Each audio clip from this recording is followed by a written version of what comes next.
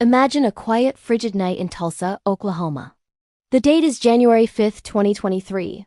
Inside an apartment at St. Thomas Square, a mother sleeps peacefully upstairs, unaware that in the shadows below, a nightmare is unfolding. A 9-year-old boy named Xander Lyda is about to have his life stolen, not by a masked intruder or a career criminal, but by the person he should have been safest with, his own 12-year-old sister. This isn't just a story of a crime. It's a descent into a family's darkest hour, where the line between a good child and a killer blurs in a single inexplicable moment. Remember to comment, like, share, and subscribe so you don't miss future episodes of the Calendar of Crime.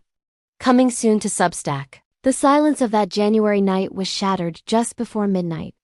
April Lyda, the children's mother, was jolted awake not by a scream, but by her daughter standing over her. The 12-year-old's words were impossible to process. She had stabbed her younger brother, Xander. In a blind panic, April rushed downstairs to find her 9-year-old son bleeding from multiple stab wounds. The domestic sanctuary had become a crime scene in the blink of an eye. Emergency responders arrived at 11:43 p.m. to a scene of pure chaos. Xander was still clinging to life, and paramedics performed frantic CPR as they rushed him to the hospital. He was whisked into emergency surgery, a tiny fighter against overwhelming odds, but at 2:37 a.m. on January 6th, the battle ended. Xander Lyda was gone, leaving behind a family shattered and a community demanding to know how a child could commit such an act. The most haunting aspect of this case isn't just the act itself, but the immediate aftermath captured on police body cam footage.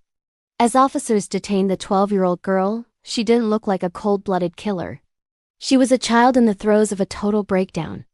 "I don't know what happened," she wailed through tears. "I'm so sorry.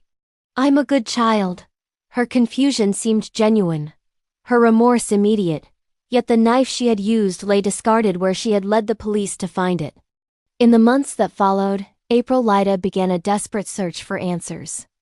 How does a God-fearing girl who never even yelled at her mother turn into a killer overnight? April pointed to a potential culprit: medication. Her daughter had recently been put back on a prescription she had been off for a year. April described it as a manic episode or a demonic rage triggered by the drugs. While medical experts have publicly disputed the link between ADHD medication and extreme violence, for a grieving mother, it was the only explanation that made sense.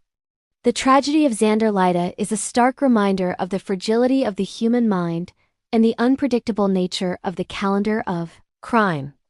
As the legal system grapples with how to prosecute a 12-year-old who shows deep remorse, the Lyda family remains caught in a cycle of grief for 2 children, one lost to the grave and one lost to the system.